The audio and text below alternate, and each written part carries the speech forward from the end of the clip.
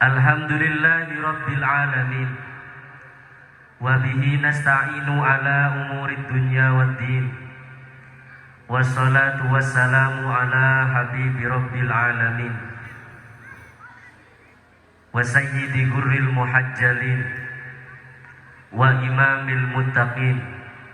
Sayyidina wa nabiyyina wa nuri qulubina wa maulana Muhammadin wa ala alihi wa sahbihi ajma'in. Qalu subhanaka la ilma lana illa ma 'allamtana innaka antal alimul hakim. Rabbi shrah li sadri wa yassir li amri wahlul 'uqdatam min lisani yafqahu qawli wasaddid lisani wahdi qalbi bihaqqi sayyidina wa nabiyina Muhammad sallallahu alaihi wasallam. Amin ya rabbal alamin. Bapak-bapak kali ibu sehat nggih? Alhamdulillah saged kepanggih malih, bisa berjumpa lagi walaupun hanya 1 tahun sekali. Walaupun ada bapak ibu wali santri yang 3 bulan sekali ada yang ke pondok, ada yang sebulan sekali ke pondok. Mudah-mudahan perkumpulan kita di malam hari ini mendapatkan anugerah yang paling besar, yakni mendapatkan syafaat Kanjeng Nabi Muhammad sallallahu alaihi wasallam dan berkumpul dengan Nabi Muhammad di dunia sampai akhirat. Amin ya rabbal alamin. Saya berdiri saja Pak Bu, kersani sing ayu-ayu ketok. Allahumma sholli ala Muhammad.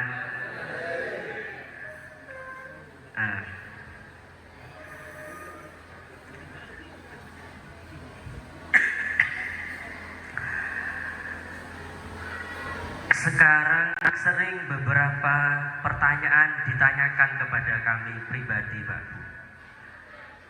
Sering beberapa masyarakat baik melalui sosial media atau secara langsung ketika berjumpa di jalan raya atau ketika ada di warung sering berjumpa dengan kami. Para masyarakat ini yang berjumpa dengan kami bertanya seperti ini, Gus, kalau maulidan itu hukumnya apa Gus? Bilang ke kami, apakah ada dalilnya? Apakah Kanjeng Nabi pernah merayakan maulid Nabi Gus? Bilang ke kami pribadi begitu Pak. Lalu kami menjawab dengan sebuah hadis. Dalam hadis Sahih Al-Bukhari, Imam Bukhari menyebutkan dalam bab sholat, beliau menyebutkan sebuah hadis yang sahih ketika baginda Nabi sallallahu alaihi wasallam ditanya, "Ya Rasulullah, jenengan kenapa kok puasa hari Senin?" "Ya Rasulullah, kenapa jenengan kalau setiap hari Senin itu puasa? Ngapain jenengan itu puasa setiap hari apa Pak Bu? Senin." Rasulullah sallallahu alaihi wasallam beliau menjawab, "Dzaka yaumun wulidtu fihi." Hari Senin itu hari kelahiran saya. Hari Senin itu hari ulang tahun saya. Allahumma sholli ala Muhammad. Berarti yang pertama kali merayakan maulid Nabi, yang pertama kali merayakan ulang tahun Kanjeng Nabi, berarti Kanjeng Nabi Muhammad sallallahu alaihi wasallam. Kanjeng Nabi menampakkan kebahagiaannya kepada Allah sebagai Nabi yang paling baik, yang paling sempurna. Kanjeng Nabi berpuasa. Kalau kita terserah mau sedekah, mau ngasih uang, mau ngasih makanan, jajan, santunan anak yatim, terserah. Allahumma sholli ala Muhammad. Asalkan merayakan kelahiran Kanjeng Nabi Muhammad sallallahu alaihi wasallam. Allahumma sholli ala Muhammad. Wes, saya mau ngasih tahu itu pertama Pak Bu. Jadi yang merayakan Maulid Nabi itu Kanjeng Nabi sendiri, bukan siapa-siapa. Jadi kalau ada orang yang bertanya, kok kamu kok merayakan Maulid Nabi? Siapa yang merayakan Maulid Nabi? Kanjeng Nabi Muhammad sallallahu alaihi wasallam. Loh, sekarang timbul pertanyaan lagi, loh, Gus, itu loh, perayaan Maulid Nabi bukan hanya pas kelahiran Nabi saja, malam 12 Rabiul Awal.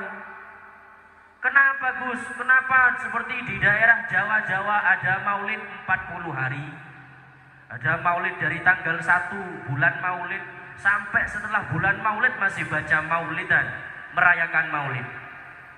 Bahkan kami dulu pernah tinggal di daerah Jakarta, itu 2 bulan setelah bulan Maulid masih merayakan Maulid. Masih merayakan Maulid di daerah Jakarta. Allahumma sholli ala Muhammad. Bagaimana menjawabnya? Bagaimana cara menjawab soal tersebut? Apa? Kenapa? Karena Kanjeng Nabi Muhammad sallallahu alaihi wasallam tidak membatasi siapapun untuk merayakan kelahiran Kanjeng Nabi Muhammad sallallahu alaihi wasallam. Gak dibatasi Pak, ibadahnya membaca Maulid ini Masya Allah luar biasa. Kenapa? Membaca Maulid itu menunjukkan rasa senang kita kepada Nabi Muhammad sallallahu alaihi wasallam. Allahumma sholli ala Muhammad.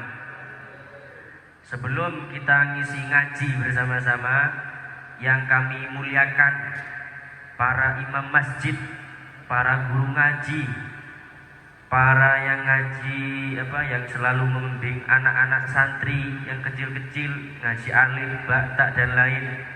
Karena beliau-beliau ini adalah termasuk khairukum man ta'allamal Qur'an wa 'allamah, termasuk kategori yang dibanggakan oleh baginda Nabi, dibanggakan oleh Allah melalui lisan Nabi, sebaik-baiknya kalian yang mengajarkan Al-Quran dan belajar ilmu Al-Quran, belajar Al-Quran. Allahumma sholli ala Muhammad. Yang kami muliakan para pejabat yang hadir, dari Bapak Kadus atau Datuk Rio yang mewakili, kita doakan Pak, Bapak Kadus kita ini Masya Allah sangat intens sekali, sangat perhatian sekali kepada para pemuda kita. Tadi Masya Allah, mudah-mudahan pemuda yang ada di Senaman ini mudah-mudahan dijaga oleh Allah dari perjudian, dari perzinahan, dari mabuk-mabukan. Amin Allahumma amin. Disebutkan dalam hadis tentang sebuah imam, tentang pemimpin yang adil, yaumun min imamin adil khairun min ibadati sittina sanah. Imam, pemimpin, gubernur, camat, Datuk Rio, Kadus, RT, RW, bupati, gubernur, presiden, bahkan jika dia hadir satu hari min imamin adil, dari imam yang adil, khairun, lebih baik, min ibadati sittina sanah, lebih baik daripada 60 tahun ibadah sama Allah, siang puasa, malam tirakat sama Allah, baca zikiran. Makanya mudah-mudahan pejabat kita, khususnya yang ada di Indonesia semuanya, mudah-mudahan menjadi pejabat yang adil. Amin ya rabbal alamin. Dan semua yang hadir pada malam hari ini, baik bapak-bapak, ibunya, anak-anaknya, semuanya mudah-mudahan semuanya yang hadir ataupun yang niat hadir tapi ada halangan hadir, mudah-mudahan di dalam hatinya ada Nabi Muhammad sallallahu alaihi wasallam, dan kita semua ada di hati Nabi Muhammad sallallahu alaihi wasallam. Amin ya rabbal alamin. Masya Allah, alhamdulillah, saya bisa hadir lagi ke Kampung Senaman. Ada Majlis Liwaul Mustafa, ada sering baca sholawat di daerah sini. Masya Allah, Apakah itu cukup dengan membacakan sholawat bukti kita kepada Nabi Muhammad cinta? Apakah itu bukti cinta kita kepada Nabi Muhammad? Kata Al Habib Umar bin Segaf As-Segaf, beliau mengatakan, la tadai, jangan ngaku-ngaku cinta. Jangan ngaku-ngaku cinta, kata Habib Umar bin Segaf As-Segaf. Apa? Fannasu sidiklu halaim. Karena pecinta yang sejati memiliki beberapa tanda. Kalau kita mengaku cinta kepada Allah, mengaku cinta kepada Kanjeng Nabi Muhammad sallallahu alaihi wasallam, yang berkatnya kita akan masuk surga daripada mendahului daripada umat-umat terdahulu. Bagaimana cara membuktikannya? Kanjeng Nabi Muhammad sallallahu alaihi wasallam, beliau memberikan tanda sidqul mahabbah fi salasi khisalin. Tandanya kalau orang itu cinta, senang sama siapapun, cinta kepada Allah, cinta kepada Rasulullah, cinta kepada orang tua, cinta kepada guru, cinta kepada pejabat, cinta kepada anak, cinta kepada semuanya, pasti memiliki tanda lebih-lebih kepada Allah dan Rasulullah. Ada berapa tandanya? Beliau Kanjeng Nabi menyebutkan fi salasi khisalin, ada 3, Pak.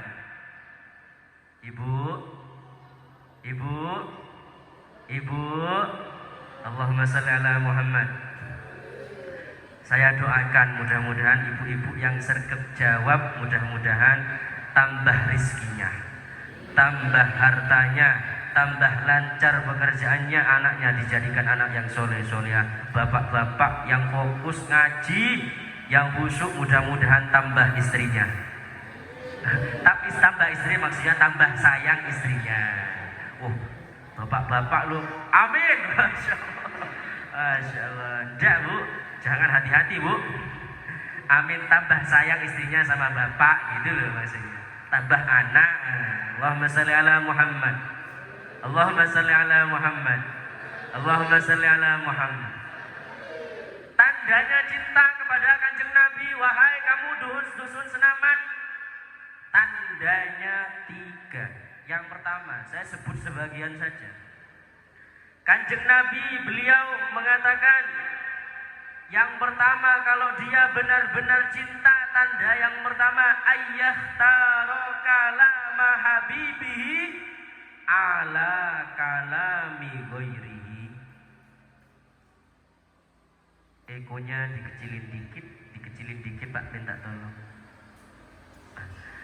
Ayyah taro kalama habibihi ala kalami ghairihi, akan memilih pembicaraan, akan memilih omongan, akan memilih perintah kekasihnya daripada pembicaraan orang lain.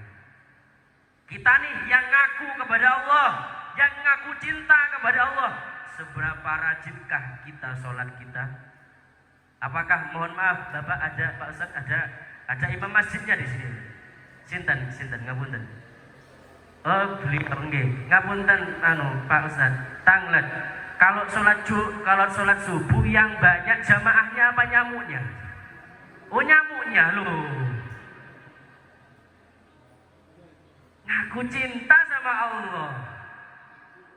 Allah memerintahkan sholat 5 waktu melalui Rasulullah. Berarti perlu dipertanyakan cinta kita kepada Allah. Coba kita tanya lagi, apa Al-Quran sebagai kalamullah, sebagai kitab suci Nabi Muhammad, mukjizatnya Nabi Muhammad, seberapa sering kita membaca Al-Quran sehari semalam? Kalau kita yang tidak bisa membaca Al-Quran, seberapa sering kita rangkum saja, seberapa sering sehari semalam kita membaca Yasin, membaca Waqiah, membaca Al-Falaq sama An-Nas, membaca Tabarok, membaca Al-Fatihah, seberapa sering? Allahumma shalli ala Muhammad. Kalau kita belum membuktikannya dengan cara nyata, maka cinta kita kepada Allah perlu dibuktikan, perlu dipertanyakan. Begitu juga dengan Kanjeng Nabi Muhammad, yang kita mengaku kepada cinta kepada Nabi Muhammad, maka buktikan. Kalau kamu benar-benar mengikuti Kanjeng Nabi Muhammad, coba perhatikan pada saat ini. Wahai ibu-ibu, Kanjeng Nabi memerintahkan semua orang perempuan untuk menutup auratnya. Bukan hanya di pengajian, tapi di luar pengajian menutup aurat. Saya tanya, apakah di luar pengajian tutup aurat semuanya? Itu pertanyaan besarnya. Wahai bapak-bapak, Kanjeng Nabi, kita saya sebagai bapak sudah punya anak. Wahai saya sendiri, wahai bapak-bapak, kamu yang mencintai Nabi Muhammad, yang mengaku cinta Nabi Muhammad, apakah kamu perhatian sama istri kamu? Apakah kita perhatian belas kasih sama istri saya? Sedangkan Kanjeng Nabi Shallallahu Alaihi Wasallam bersabda dalam hadisnya, apa sabdanya Kanjeng Nabi? Khairukum li ahlih, sebaik-baik kalian adalah yang memperhatikan kepada keluarganya. Wa ana khairukum li ahli, dan saya Rasulullah adalah sebaik-baik bagi keluarga saya. Kanjeng Nabi memerintahkan untuk memuliakan perempuan, suruh pakai kerudung. Apakah bapak-bapak sudah memerintahkannya? Rasulullah memerintahkan. Kita yang mengaku cinta kepada Rasulullah, kita yang mengungkapkan kebahagiaan kepada Kanjeng Nabi Muhammad pada malam hari ini, apakah kita sudah melaksanakan itu semua? Wahai bapak-bapak lagi ini, bapak-bapak, Rasulullah mengatakan, bersabda dalam hadisnya, di antara tandanya orang laki-laki yang baik tidak menyakiti istrinya. Apakah kita pernah menyakiti istrinya? Apakah kita pernah membentak istri kita? Tidak menegur kalau melakukan kesalahan, tidak menegur kalau tidak sholat? Pertanyaan besar. Wahai kaum istri, Rasulullah, ibu-ibu, Rasulullah memerintahkan kalian semua patuh kepada suami.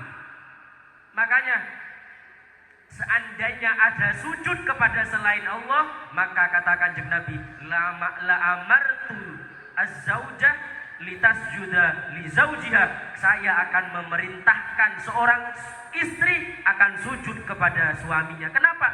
Karena harus patuh kepada suami selagi bukan kemaksiatan. Jangan-jangan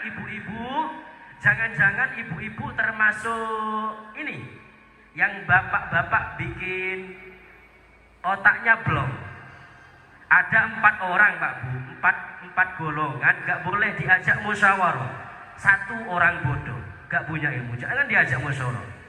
2 orang sumpah banyak pikiran, banyak uang, akeh utangi, banyak utangnya, jangan diajak musyawarah. Yang ketiga orang yang gak boleh diajak musyawarah, orang yang kebelet kencing. Saya mau kencing, sik musyawarah sik, jangan. Gak ada, akalnya pindah ke bawah itu. Yang terakhir, orang atau suami atau laki-laki yang istrinya cerewet, jangan diajak musyawarah. Kenapa? Ngebleng otaknya. Kalau kayak seperti saya ini yang biasa di luar, kalau dimarahin istri, jangankan ceramah, baca Fatihah bisa bis. Iya Pak. Allahumma salli ala Muhammad. Allahumma salli ala Muhammad. Allahumma salli ala Muhammad. Coba perhatikan, apakah kita melaksanakan perintahnya Kanjeng Nabi? Apakah kita mengikuti saran, anjuran Kanjeng Nabi dalam hadisnya sehari-hari? Kanjeng Nabi memerintahkan kalau makan, nih tangan kanan. Kanjeng Nabi kalau memerintahkan dalam hadisnya, memerintahkan kalau makan tangan kanan. Sebelum makan baca bismillah. Kalau makan duduk, jangan berdiri. Apakah kita melakukannya? Lah, kita selalu mengaku cinta Kanjeng Nabi, saya cinta. Buktinya mana? Rasulullah memerintahkan untuk makan bismillah, tangan kanan duduk. Buktinya Uniknya lagi kalau ke WC. Kalau ke WC itu kaki kiri dulu, bukan kaki kanan dulu, Pak. Masuk. Kalau keluar juga kaki kiri dari WC, dari kamar mandi. Kalau masuk masjid kaki kanan, keluarnya kaki kiri, pakai sendalnya kaki kanan dulu. Ini, ya, apakah kita sudah melakukan perintah Kanjeng Nabi itu? Allahumma shalli ala Muhammad. Kanjeng Nabi juga memerintahkan bihasabi imri'in ayyah kiro ahoh. Cukuplah seseorang yang menghinakan, yang merendahkan saudaranya.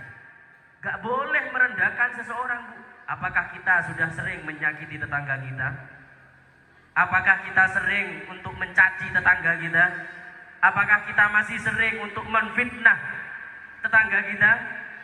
Bukan tugas kita. Tugas kita mencintai semua umat Kanjeng Nabi Muhammad sallallahu alaihi wasallam.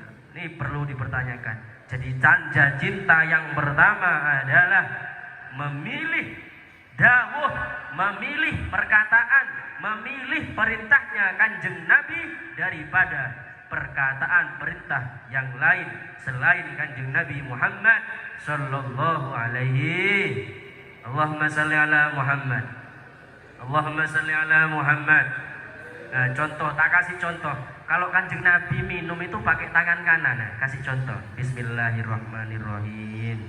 Nah, tak ngombe kalau, Bu. Niki ngeten iki kedah cerdas. Nek boten ngoten boten ngombe-ngombe ngono.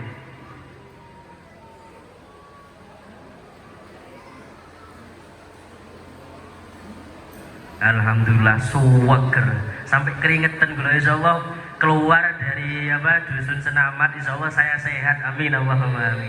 Semuanya yang sakit di sini mudah-mudahan Allah berikan kesehatan, amin Allahumma amin Allahumma amin. Makanya kata para ulama, ingkana hubbuka shadiqon, jika cintamu benar-benar cinta kepada Kanjeng Nabi Muhammad, innal la'ata'tahu, kamu akan mematuhi semua perintahnya Kanjeng Nabi Muhammad. Innal muhibba liman yuhibba muti'u, karena pecinta akan patuh kepada perintah orang yang dicintainya. Allahumma salli ala Muhammad. Allahumma salli ala Muhammad. Makanya contohnya sekarang pemuda-pemuda kita yang disampaikan Datuk Rio tadi, banyak pemuda-pemuda kita salah salah figur, salah tauladan. Tauladannya adalah Kanjeng Nabi Muhammad seperti yang dibaca oleh qori kita. Laqad kana lakum fi Rasulillahi uswatun. Dalam diri Nabi Muhammad adalah suri tauladan. Kalau kita orang tua, kalau kita sebagai orang tua, bagaimana cara meniru menjadi orang tua yang baik, maka tirulah Kanjeng Nabi Muhammad SAW. Kita sebagai suami, kita sebagai istri, jika ingin menjadi suami dan istri seperti keluarganya Nabi Muhammad, maka ikuti Kanjeng Nabi Muhammad. Kita sebagai anak, jika ingin menjadi anak yang soleh solihah, maka ikuti Kanjeng Nabi Muhammad SAW. Ada tauladan. Bahkan bukan hanya itu saja, pemimpin jika ingin menjadi pemimpin seperti pemimpin yang adil, yang arif, yang abid, yang dicintai oleh Allah dan dicintai oleh masyarakat, ikutilah Kanjeng Nabi Muhammad, karena Kanjeng Nabi Muhammad adalah pemimpin. Bahkan bisnis, berdagang, jual beli, apapun itu saja, jika ingin sukses maka mengikutilah perdagangan, cara jual belinya Nabi Muhammad sallallahu alaihi wasallam. Karena uswah Pak Kanjeng Nabi dari segala aspek kehidupan, dari semua aspek. Jangan sampai kita ini hadir 1 jam sudah gak kuat kita hadir di majelis ini. Jangan. Kalau nonton bola, pemuda kita kuat 2 jam, 3 jam. gak bobah sama sekali kakinya.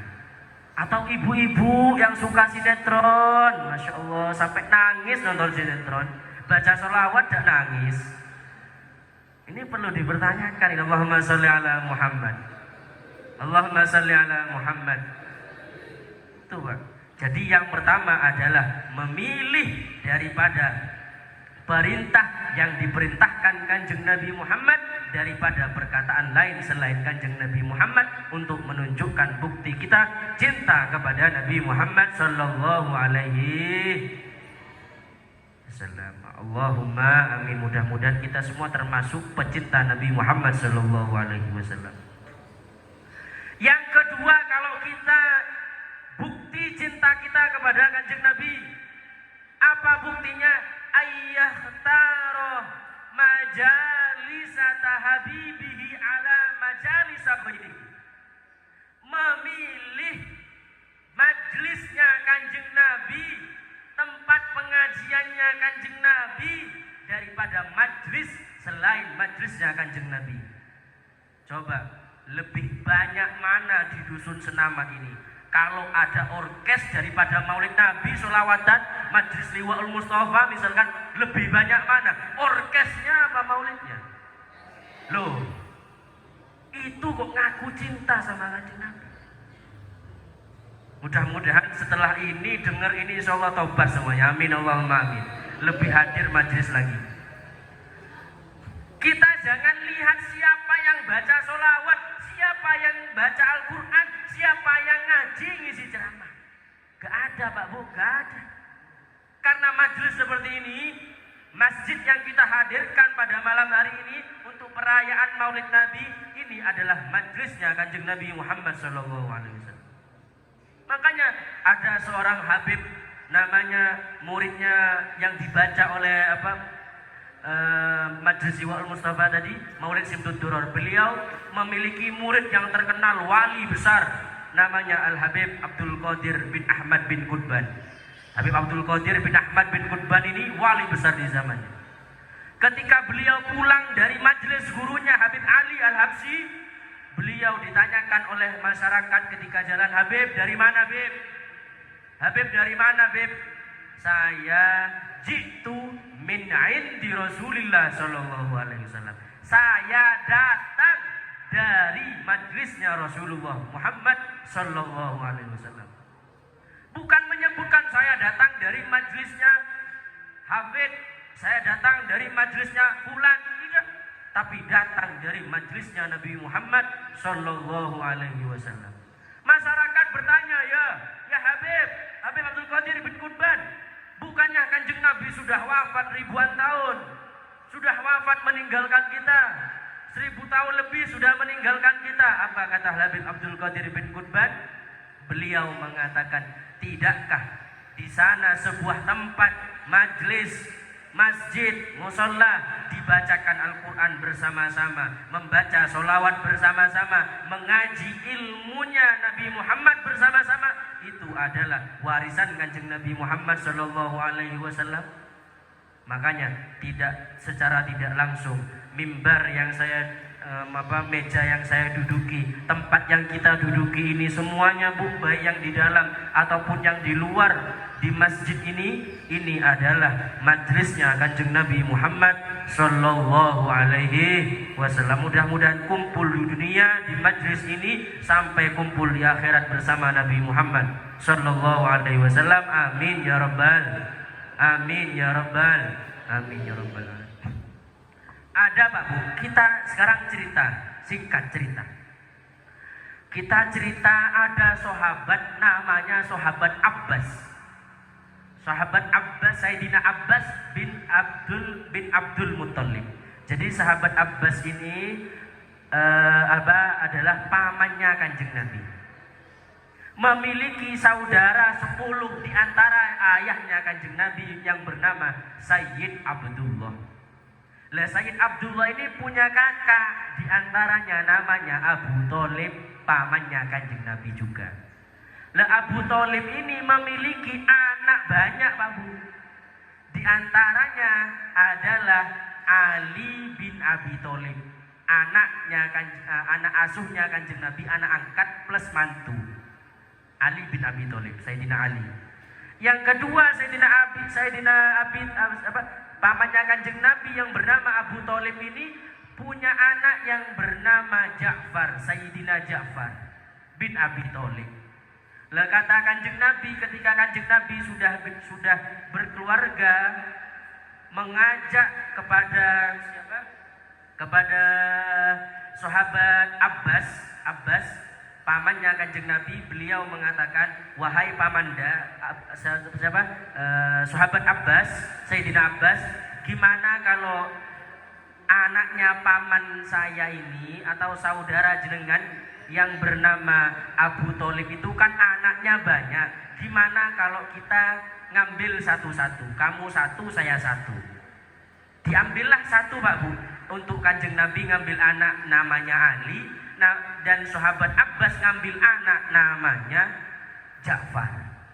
Jadi Kanjeng Nabi ngambil anak namanya Ali yang nanti diambil mantu, dan pamannya Kanjeng Nabi yang bernama Abbas ngambil anak dari Abu Thalib yang bernama Ja'far. Paham ya? Ja'far dan Ali. Sayyidina Ja'far ini disebutkan dalam riwayat terkenal dengan kecintaannya yang sangat tinggi kepada Kanjeng Nabi Muhammad SAW. Buktinya apa? Buktinya Sayyidina Ja'far bin Abi Thalib ini ketika diutus untuk peperangan, kan Sayyidina Ja'far ini diutus sebuah perang namanya perang di daerah Habasyah. Sekarang itu Utopia. Diutus ke Habasyah setelah peperangan selesai, dimenangkan oleh umat Islam. Ketika perang dengan Romawi saat itu, Sayyidina Ja'far ini tidak langsung pulang ke rumah, tapi langsung menemui Kanjeng Nabi yang ada di Masjid Nabawi di kota Madinah. Sayyidina Ja'far saking girangnya, saking senangnya berjumpa dengan Kanjeng Nabi, Sayyidina Ja'far ini langsung joget, bahasa kalau sekarang, langsung nari zafinan begitu. Kalau sekarang baca hadroh terus ada yang zafin begitu, Pak, di depan. Sampai Kanjeng Nabi ini melihat Sayyidina Ja'far bin Abi Thalib tersenyum. Bahkan dalam riwayat para sahabat bingung, ini Kanjeng Nabi senang gara-gara menang peperangan, apa senang karena ada Sayyidina Ja'far bin Abi Thalib berjoget, bernyanyi, membaca sholawat kepada Kanjeng Nabi Muhammad SAW. Ini saking cintanya. Bahkan sahabat Ja'far bin Abi Thalib ketika diutus sebuah peperangan di sebuah daerah namanya Perangan Mu'tah, sahabat Ja'far ini diamanai untuk membawa bendera. Ada 3 orang sahabat. Sahabat pertama membawa bendera, kalah, terbunuh. Kedua terbunuh. Ketiga diambil oleh sahabat Ja'far bin Abi Thalib. Pasukan Romawi saat itu sangat banyak sekali sehingga membuat umat Islam banyak yang terbunuh. Sama Sayyidina Ja'far, bendera diambil, dipegang oleh tangan kanan, tangan kiri memegang pedang, perang dengan tangan kirinya. Ketika tangan kanan memegang bendera, tangan kanannya diputus oleh orang kafir, terputus satu. Ketika tangan kanan terputus, diambil oleh tangan kirinya bendera tersebut.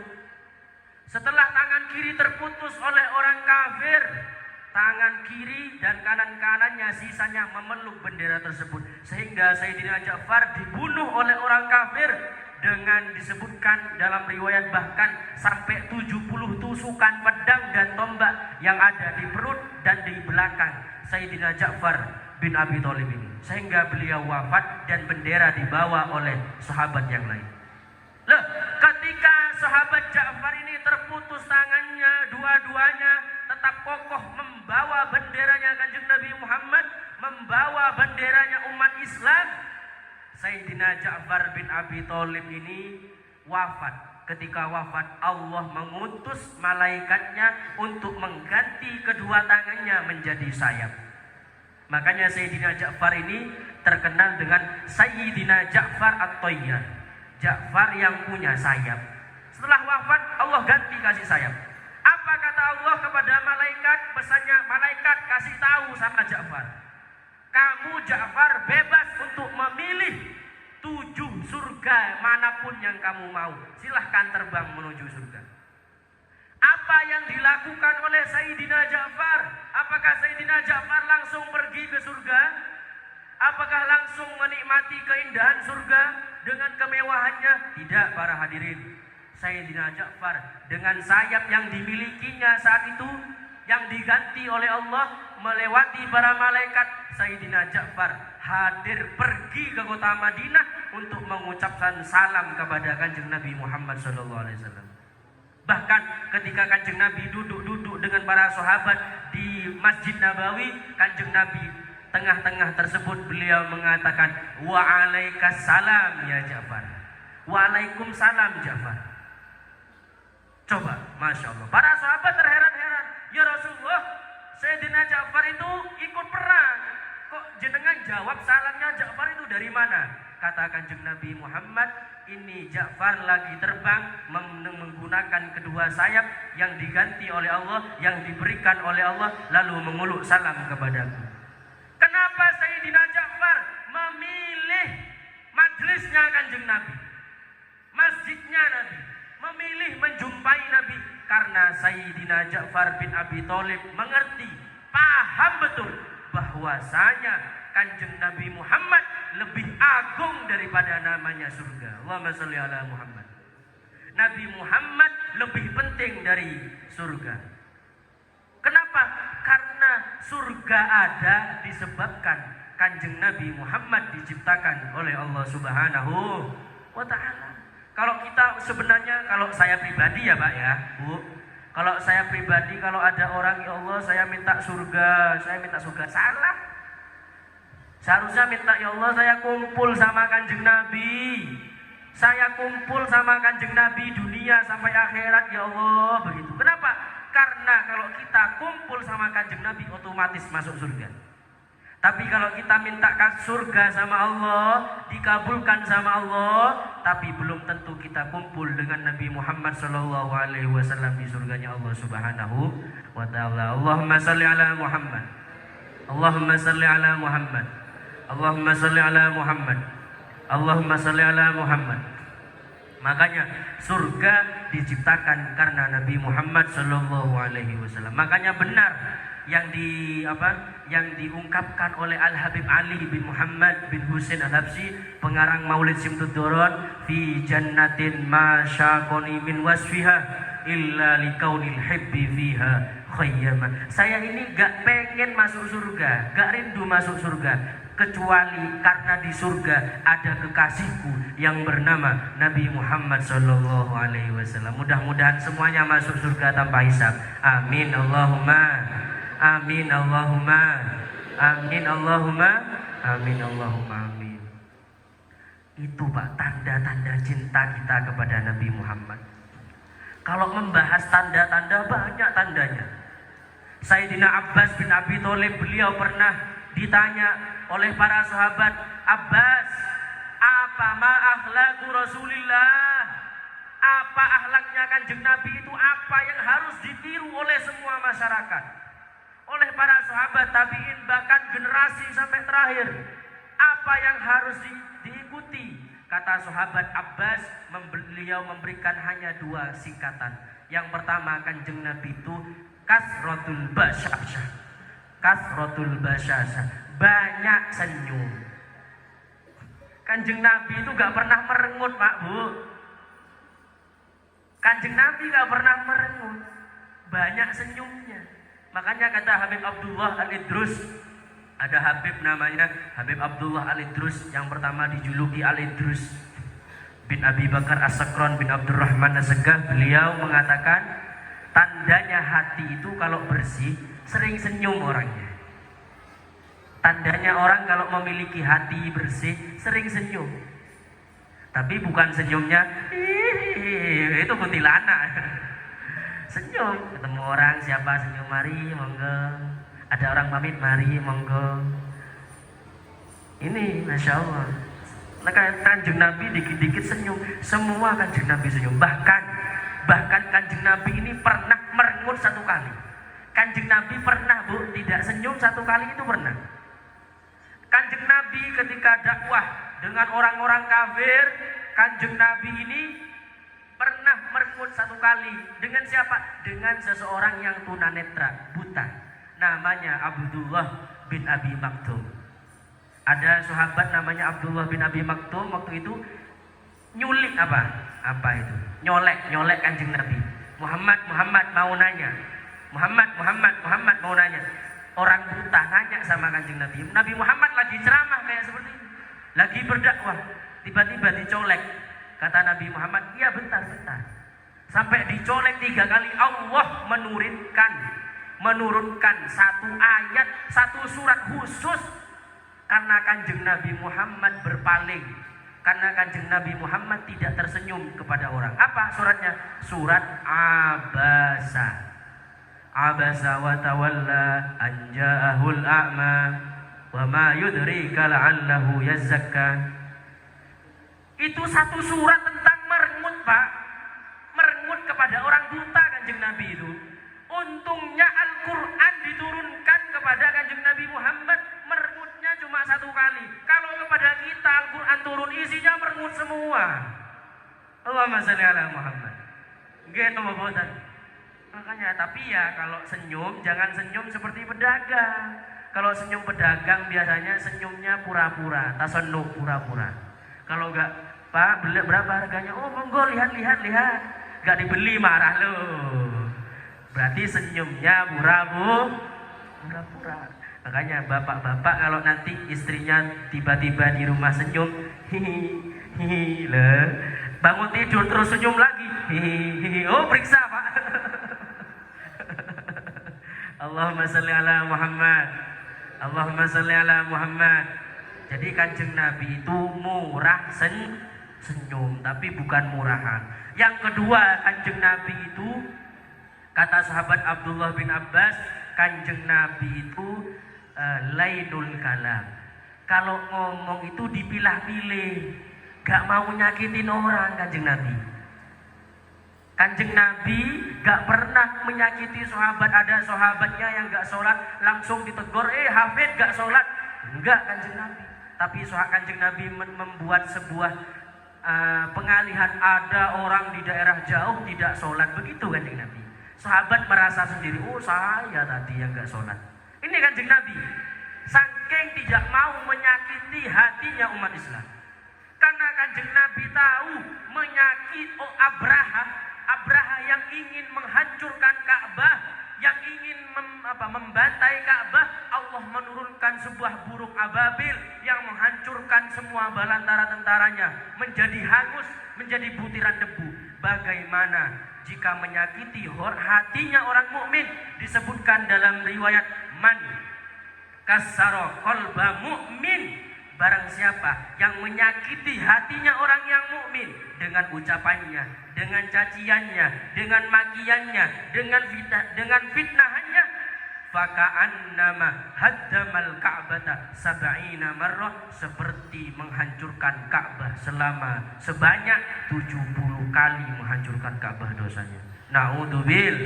Naudzubillah, mudah-mudahan tidak keluar dari majelis ini semua hati kita, dendam kita, marah kita kepada orang lain, semuanya dihapuskan oleh Allah. Hati kita dijadikan hati yang bersih, hati yang lapang, bisa meniru, meneladani akhlak Nabi Muhammad SAW. Tidak keluar dari majelis ini semua hajatnya dikabulkan oleh Allah Subhanahu wa taala, keinginannya dimudahkan oleh Allah Subhanahu wa taala, keluarganya dijadikan sakinah, mawaddah, warahmah oleh Allah. Dan tidak keluar dari majelis ini anak-anak kita semuanya dijadikan anak-anak yang soleh, berbakti kepada orang tuanya, bakti kepada Allah dan Rasulnya Muhammad sallallahu alaihi wasallam. Yang ada yang sakit, mudah-mudahan Allah angkat penyakitnya, Allah sembuhkan penyakitnya dengan segera mungkin. Yang belum haji, yang belum umroh, mudah-mudahan Allah segera takdirkan berangkat, Allah segera berangkatkan untuk bisa sampai ke kota Makkah dan Madinah untuk menunaikan haji dan umrah. Dan tidak keluar dari majelis ini semua dosa-dosanya seperti seperti disebutkan dalam hadis qudsi, kumu maghfuran lakum,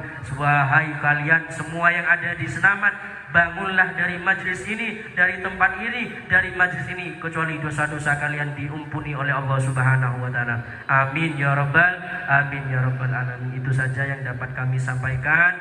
Mohon maaf apabila ada omongan yang tidak baik, tutur kata yang kurang baik, mohon maaf sebesar-besarnya. Itu saja yang dapat kami sampaikan. Alhamdulillah ini Bu, alhamdulillah ini Pak, kami sudah tidak panas dingin lagi gara-gara bertemu dengan Bapak Ibu ini, alhamdulillah. Itu saja, demikian dari kami. Wassalamualaikum warahmatullahi taala wabarakatuh.